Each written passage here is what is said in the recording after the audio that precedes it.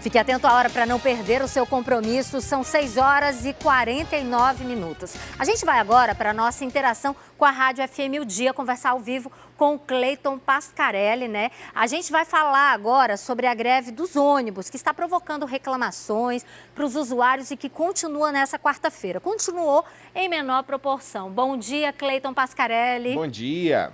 Quais são as notícias que você tem da greve aí? Como é que está sendo essa interação, esse feedback dado pelos ouvintes? Para começar, né, a informação que nós tínhamos até agora há pouco era de que estava tudo muito tranquilo pela cidade, ônibus circulando e tudo mais.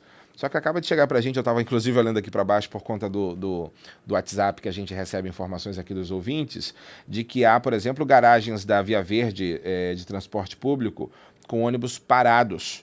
E a estação de ônibus no conjunto Augusto Montenegro, lá no Lírio do Vale 2, também está com vários ônibus parados. Então, informação do ouvinte, até consigo o nome dele aqui, não consigo o nome dele, ou dela. Ouvinte mandando informações para a gente, inclusive com fotografias, tá, dos ônibus parados. Então, por enquanto, essas são informações que a gente tem. Pouca coisa e reclamações de pessoas por conta dos ônibus lotados e tal, talvez pelo reflexo aí da greve de ontem, né, da paralisação de ontem, frente à realidade que já é de costume das pessoas, né, os ônibus lotados aí. Pois é, essa paralisação hoje, né, Cleiton, ela deve ser bem mais tranquila do que ontem. Exato. Até porque os rodoviários prometeram que eles vão deixar rodar na cidade 70% dos ônibus, o que não significa que a população vai ser atendida da maneira como deveria, né? Porque a gente já tem muito problema no transporte coletivo. E 30% parado, com certeza traz impacto para todo mundo, né? Exatamente. Bom, a gente tem aí determinações judiciais que foram desobedecidas nesse movimento.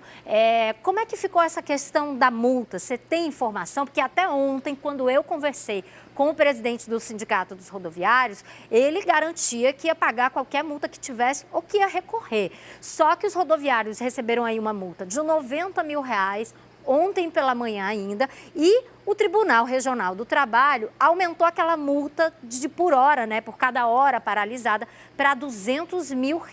A gente tem alguma novidade sobre isso, Cleiton? Olha, a informação que a gente espera do Tribunal Regional do Trabalho é como deverá proceder para a aplicação dessa multa, né, já que, inclusive, a decisão da desembargadora previa aí o uso de força policial, a questão do crime de desobediência, mas nada disso foi levado em consideração, nada disso aconteceu ontem.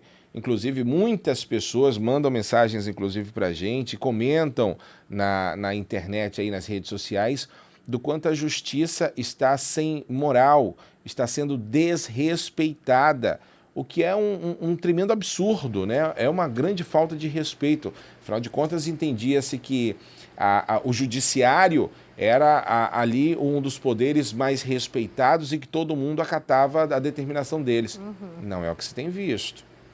É verdade. A gente costuma dizer sempre que decisão de justiça a gente cumpre, né? A gente nem questiona, mas não é bem o que está acontecendo por parte do sindicato, não. Você continuou acompanhando a greve ontem, né? Continua acompanhando toda essa mobilização. Teve reunião também, né, entre a categoria, entre a prefeitura. O Sinetran saiu da reunião, né, abandonou a reunião. Exato. Como é que foi o reflexo disso, principalmente no fim da tarde, já que você estava aqui com a gente? Até então, né, o que se sabe é que a prefeitura resolveu dar um ultimato tanto para o Sindicato dos Rodoviários quanto para o Sindicato das Empresas, que eles chegassem num acordo aí, senão ele iria procurar aí a justiça contra os dois sindicatos.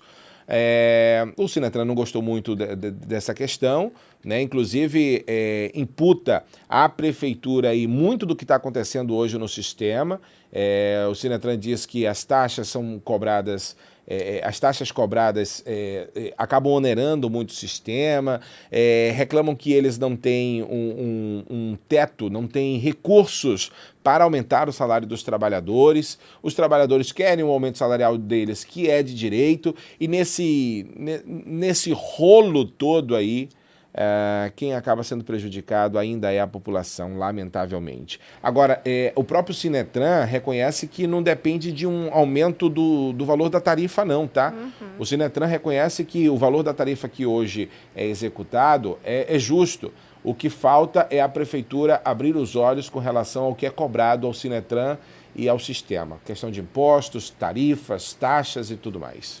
Eu senti ontem, conversando com o diretor jurídico, né, o Fernando Borges, que a gente entrou ao vivo na Alô Amazonas, que ele falou que o Sinetran, as empresas de transporte coletivo, não tem nesse momento como marcar com essa dívida. Ele disse que esse aumento dos rodoviários implicaria em um aumento da folha de R$1.300.000 por mês. Mas aí eu questionei, então precisa aumentar a tarifa de ônibus? E ele falou, não precisa aumentar a tarifa de ônibus, mas precisa que o diálogo com a prefeitura seja aberto, fique aberto e que outros incentivos cheguem para as empresas para que seja viável economicamente. Agora, ele falou isso mais cedo, mas ao mesmo tempo o Sinetran também acabou abandonando aí essa negociação logo no comecinho, né?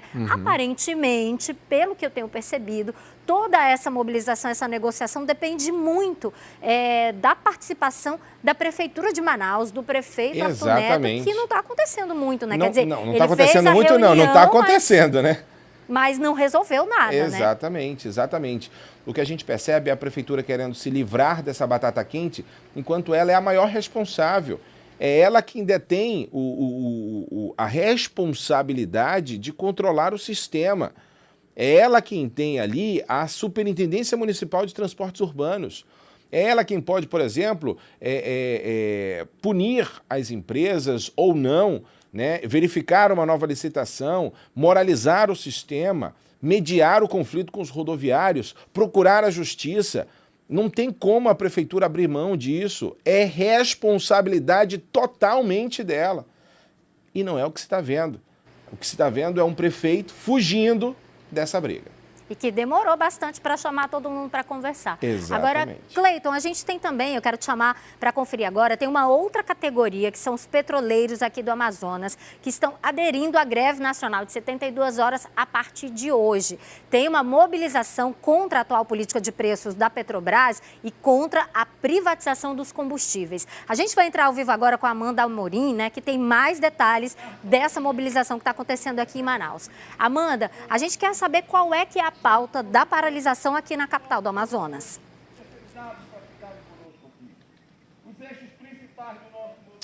Oi, Teia Morel.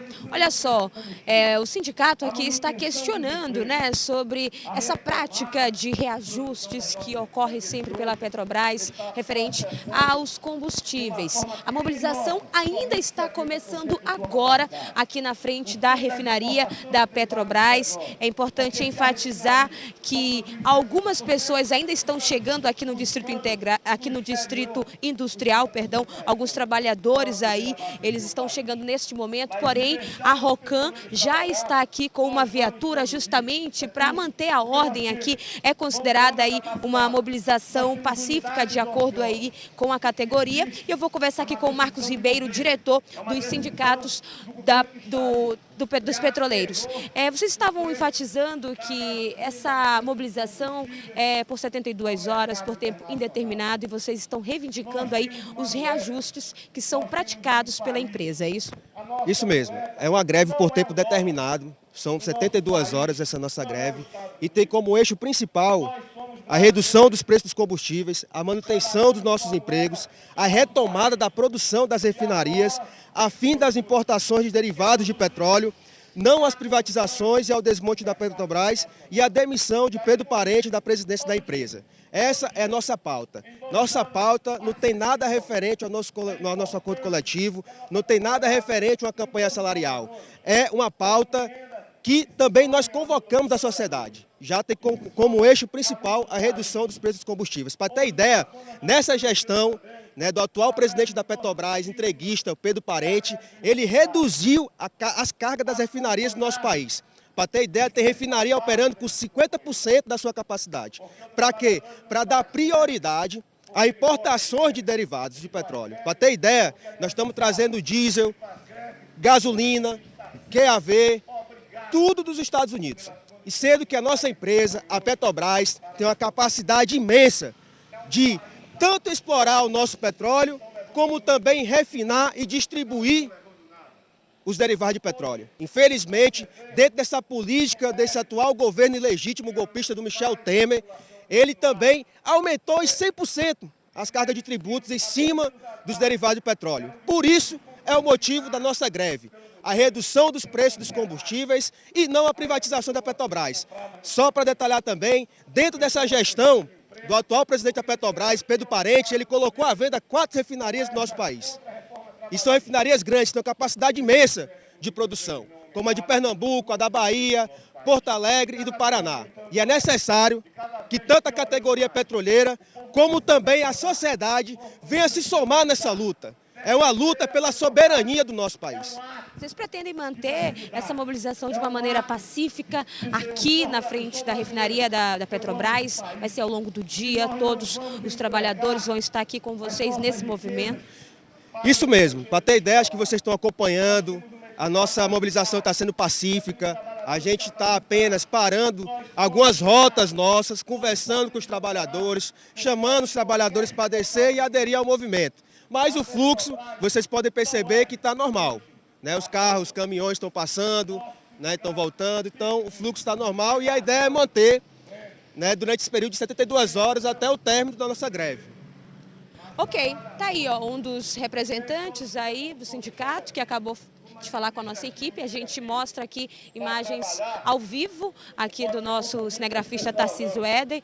Neste exato momento aqui os trabalhadores ainda estão se concentrando. Começou agora essa mobilização aqui na frente da refinaria da Petrobras. Eles estão aí reivindicando essa questão aí para que possa ocorrer uma redução nos preços dos combustíveis. Teia Morel. Amanda Amorim, muito obrigada. A gente está vendo aí que é uma mobilização que ainda está pegando fôlego, né?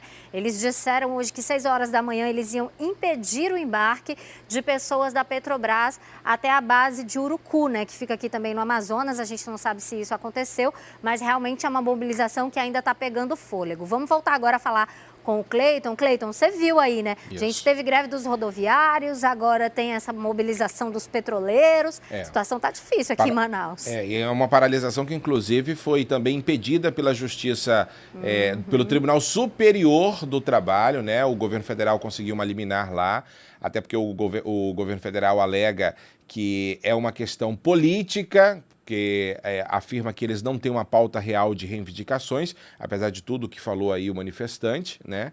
Mas, apesar do Tribunal Superior do Trabalho ter dito que a paralisação é ilegal, do mesmo jeito que os rodoviários, eles estão desrespeitando a ordem e estão mantendo. Pois é, a gente está vendo realmente uma situação complicada. E como você falou, né, Cleiton, são as pessoas descumprindo decisões judiciais. Parece que é o Tribunal do Trabalho que não está tendo muita força. Aqui foi o Tribunal Regional do Trabalho, agora essa greve dos petroleiros tem ordem, decisão do Tribunal Superior do Trabalho que também está sendo descumprida. Uma situação realmente muito complicada. A gente vai continuar acompanhando, né, Cleiton? Vamos acompanhar e vamos trazer sempre informações aqui. Com certeza, vamos trazer as informações em tempo real. Um bom dia para você, Cleiton Pascarelli. Até mais. Obrigado, bom dia, até amanhã. Até amanhã. Agora... Bom, a gente vai agora trazer imagens do drone do nosso repórter cinematográfico Márcio Souza, que está em que ponto da cidade, diretora? Ele está agora na Global Green. Vamos mostrar a garagem aqui que fica ali na zona leste de Manaus. Olha, a gente consegue observar que tem uma quantidade de ônibus bem significativa na garagem da Global Green. A Global atende principalmente a zona leste da cidade, fica do lado do Terminal 5 e tem ônibus parado. Não saiu todo mundo da garagem, não. Normalmente a garagem, nesse horário, ela fica completamente vazia, porque 4 horas da manhã os ônibus começam a sair para atender a população. Zona leste e zona norte da cidade são as áreas onde existe o maior número de usuários do transporte coletivo e a gente percebe que tem ônibus na garagem. Sempre tem aquele resíduo de coletivos que ficam, que são aqueles que estão em manutenção. Mas esses ônibus que a gente está percebendo aí é um número um pouco maior do que o normal.